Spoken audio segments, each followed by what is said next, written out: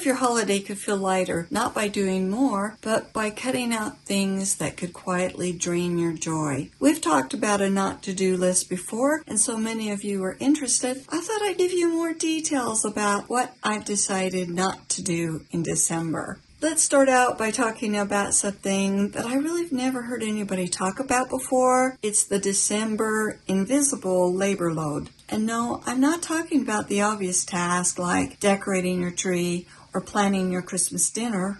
I'm talking about the part of December that lives inside your head. This is the part of your brain that has to remember school events, that tries to remember what people do and do not like to eat, anticipates the emotional dynamics between family members who probably won't want to be in the same room with somebody else. This is the part of you that tries to track schedules, tries to remember what groceries you need to buy or what needs to be refilled.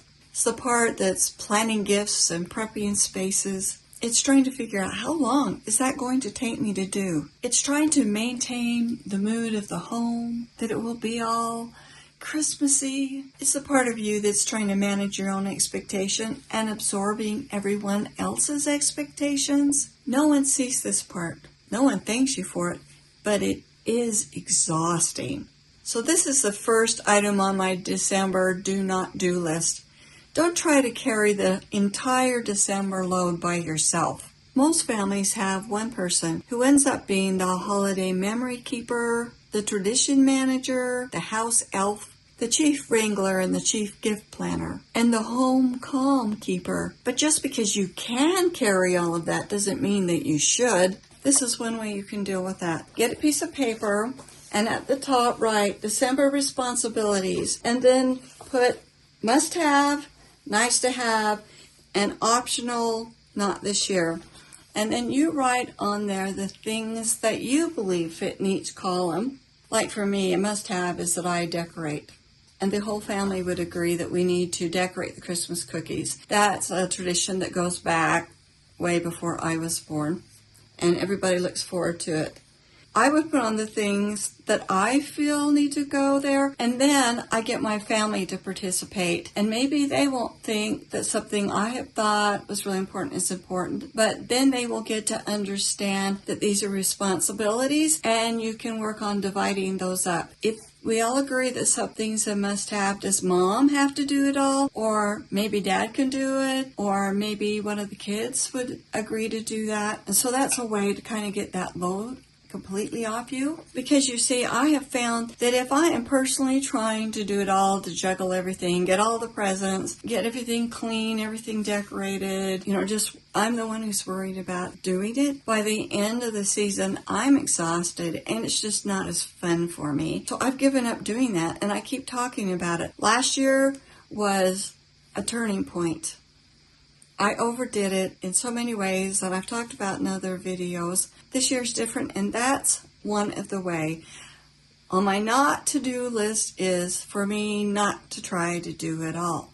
There's another part of December that we often don't think about. There is like a seasonal maintenance creep. All of a sudden, there can be more to do. Maybe you're having parties at your house, or maybe you're preventing for an event. There's just more going on. So the kids are out of school. Everybody's wrapping presents, and there's a mess from that, and there's more baking going on, and the housework just kind of goes up. You know what I mean? The refrigerator gets more full. It becomes like a game of Tetris.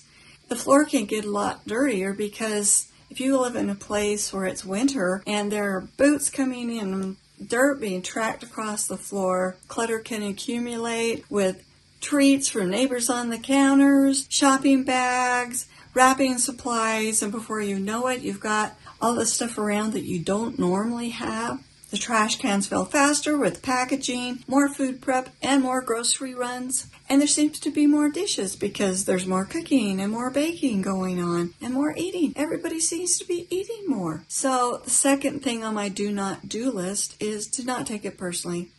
It's not failure, it's physics. If we let this sink in, then we'll feel less guilty about our house not being as clean or as organized as it usually is. So here's something we can do about it. Once a day or every other day, set a timer. 10 or 15 minutes and focus on the areas that are the worst problems, like your counters, the garbage cans, underneath the Christmas tree, the chutes and boots area, trash, wrapping supplies, or any spots in your home that just seem to collect things. You're not going to do a deep clean, you're just going to stabilize things. 10 or 15 minutes will just smooth the edges off of it. I used to try to keep things sparkling during this time of year, but honestly now, I just go on maintenance mode. If I know parties coming up, I will gradually do some deep cleaning on my way there, but the day of the party, I just walk through the house and look for the problem areas and count that good enough. Before we go any further, if you find that you're relating to this, you might want to think about subscribing because we talk about things like this here. Shopping in December can be emotional. The stores are beautiful. The music is nostalgic. Everything is sparkling. So many stores smell like cinnamon. Have you ever noticed that? And there are limited time onlys, last minute sale, get this now signs everywhere. It's so easy to buy things that you really believe that you'll use or that someone else will adore, but then January comes. Here's my third item on my not-to-do list. Don't buy anything that you won't be happy about buying on January 10th, because by then, often the decorations are down, the kids are back at school, things feel less cluttered, you've done some cleaning, the excitement is cooled, you're craving order, and the bills come in. Reality sets in. If you've used credit cards, you see how much you spent. It's usually more than you thought you had spent. Or you look at your savings account and realize you drained more from it than you intended to. So here's something you can do in December. If you're going to buy something big, or you tend to buy a lot of little things, put yourself on pause. Maybe 24 hours. Maybe go walk around the store. Whatever it takes. Put yourself on pause and ask yourself, how will I feel about this on January 10th? It just really might cool your jets a little bit. Oh my goodness, I wish I'd thought of that before. I can think of so many crazy things I bought in the excitement of the moment that I would not have bought on January 10th. Like hats with lights in them, crazy socks, a coat that was supposed to heat up. Oh, just so many things. Your future self. The one that you'll be living with on January 10th is probably more wise and practical than the one that exists before Christmas. She deserves to be consulted. Back in the days when I was still using my credit card for Christmas, it was so hard to get that January bill. It was made harder because I had a birthday I had to take care of on January 12th. There were too many years when that child was very young that they didn't get very much because I'd gotten carried away in December. And then we'd have to go for months scrimping and saving and paying that bill off. Instead of scrimping and saving and having the money we needed in December, we were always doing it backwards. But then I finally broke that habit and I started saving. But then I fell into just taking money out of the savings account, which is not smart either. So this year, I keep saying this year is different. My husband and I have a plan. We're going to have a family meeting and talk about the plan and say, when our parents were this age, they gave us the same plan. We're waking up. If you're watching this and you're younger than me, I advise you wake up. Because for one thing, if you're doing that, you're setting a really bad example for your children. And then when they get older, they're having to deal with that. Regrets. And as we've talked about, shopping can be emotional. Any time of the year can be emotional, but especially in December. There's nostalgia, pressure, loneliness, stress, hope, excitement, and sometimes sadness. When emotions are high, the cart fills quickly. So here's my fourth item on my not-to-do list. Don't shop to fix a feeling. Not because it's morally wrong, but because it doesn't work. This comfort cart shows up when we're feeling overwhelmed, feel behind, worry you're not doing enough, want to recreate childhood magic, feel guilty about not giving enough, feel lonely, feel nostalgic, want to impress. Have you ever done that? Bought too expensive presents for your siblings because you wanted to impress them. It was quite a happy time for us all when we stopped giving sibling gifts to each other. That was a group decision, and it was a good one. Or neighbor gifts. Last year, I spent too much on neighbor gifts.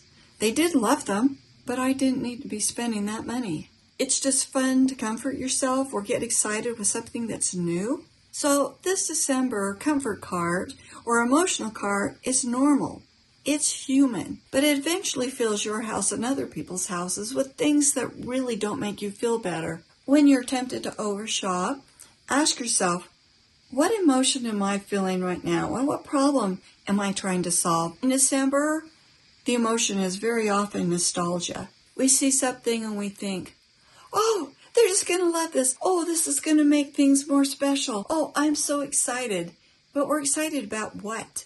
But in reality, it's just going to bring you more work and stress once the excitement's over. Come up with some small things you can do when you're feeling that temptation to shop and there's some emotion behind it. Some things that you'll enjoy, like lighting a candle, reading a book, taking a bath, declutter something, make a warm drink, go for a little 5-minute walk around your neighborhood, go through your old photos, watch a favorite movie, call someone or text them, wrap yourself in a cozy blanket, and look at the Christmas lights. Oh my goodness, I remember doing that when I was a kid. My brother and I would get our blankets and we'd lay with our heads sticking under the tree so we could look up and look at the lights. Now that's an emotion I could go for. The next on my not to-do list is don't assume that other people know what you need in December. Your family cannot read your mind. Your spouse doesn't automatically know what's bothering you. And your kids or grandkids, even the adult kids, or I think maybe especially the adult kids, just don't understand the load you're carrying because you've been carrying it for so long. So you could say, I want December to feel good for everyone. Can you think of one 5-minute thing or some small thing that you could do that's really important to you? Or maybe we can think of things that are not important to us we want to let go. But it will be best for everyone if we all jump in and help. I used to be so guilty about that. I wanted December to just feel like magic. I think I was wanting to recreate the magic I felt as a child. I was excited, but I think I was excited about the wrong things. So this year, I'm really hoping that it's going to feel more like a team project. For one thing, we're just going to involve the kids and the grandkids more in deciding what we're going to do. We've never done that before. And from something my daughter said last year, I think that she's going to be up for it. And I'm really excited about the possibility. But I have to get out of the idea that they can read my mind because they just can't. My next item on the not to-do list is to not compare my Christmas with what's going on with other people or even previous seasons of my life. I should not be comparing what we do this Christmas and what I'm able to do this Christmas with my neighbors, what's happening on social media, or what I was able to do for my family 30 years ago. So this is what I'm doing about it. I'm making a list where I'm writing down what's actually going on right now. My health, my energy, my family situation, my budget, my emotional bandwidth, my decorating preferences, and just plain my capacity. This will ground me in what's real, not idealized. And I'm really working to remember my home doesn't have to be a museum. It just has to be a soft place for us to fall. If you're someone who's celebrating the birth of Christ, which I am, then make sure you're making time that you can be quiet and reflect and read and think about it because it's so easy to get swept up in snowmen and Santa Clauses and all the loud, friendly fun. So that's something that's on my not to-do list, and that is to not let myself put high enough value on the true meaning of Christmas. A peaceful holiday home isn't created by adding more to your list. It's created by making good decisions about what's really important. Stop carrying everything in your head. Stop blaming yourself for the seasonal messiness. Stop buying things that you'll regret in January. Stop shopping to make yourself feel better. Stop expecting yourself to be superhuman. Stop trying to match someone else's season. Choose the things that matter to you and release everything else. I hope I see you again. Bye.